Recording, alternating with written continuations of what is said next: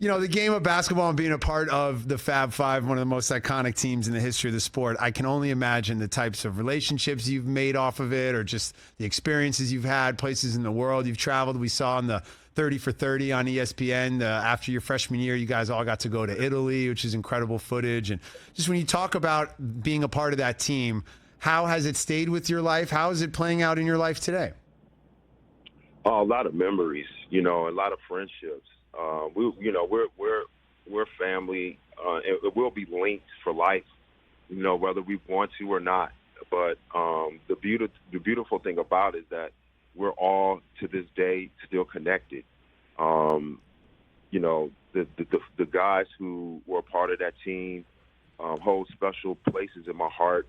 I almost feel indebted to them because without them showing us how to embrace change and to incorporate, kind of, I guess, situations that aren't favorable and making your best out of it. I've learned a lot from that at an early age from those guys.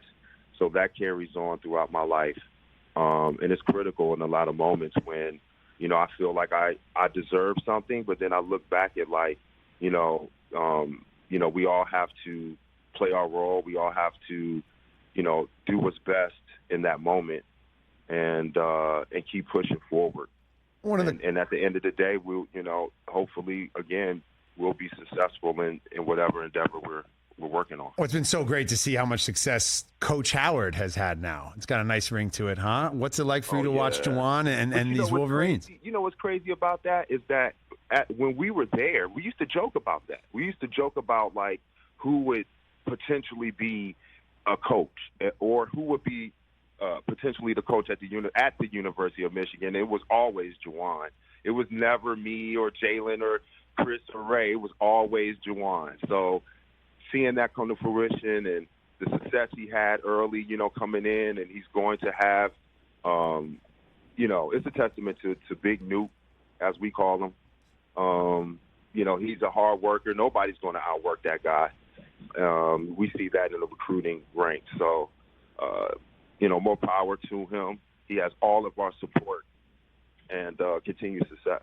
I mean, when you're sitting around as college kids and you're talking about your future and you say, yeah, Juwan Howard, he's probably going to be a coach one day. Are you sitting around and saying Jalen's going to be a principal and Chris Webber's going to produce for Nas? No. Absolutely not.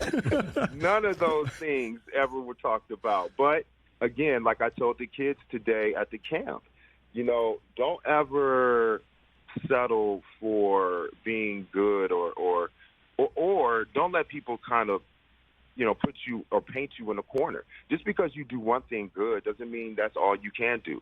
Just because we're, great basketball players or a good baseball player or a good gridiron player doesn't mean that you can't be a philanthropist, a businessman, a doctor, a lawyer, something other than an athlete.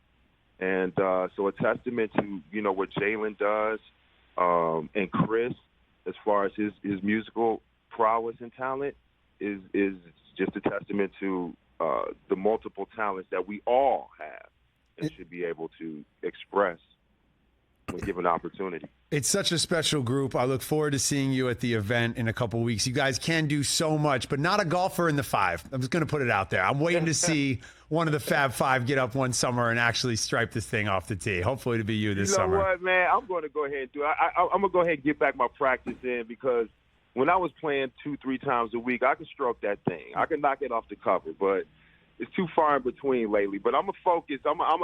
For you, Ben. I love it. For Jalen Rose. For Jalen Rose. For the Jaguars. For the kids. Do it for the kids, Jimmy. You know me. I'm going to work hard at it. I'm going to be like Steph Curry. Yeah, exactly. Sending the ball back in the hole. Hey, Jimmy, real quick, as I know Ben is as well, a 90s hip-hop fan here. What was the soundtrack of the Fab Five back in those days to get you hyped up for the games? Oh, bro.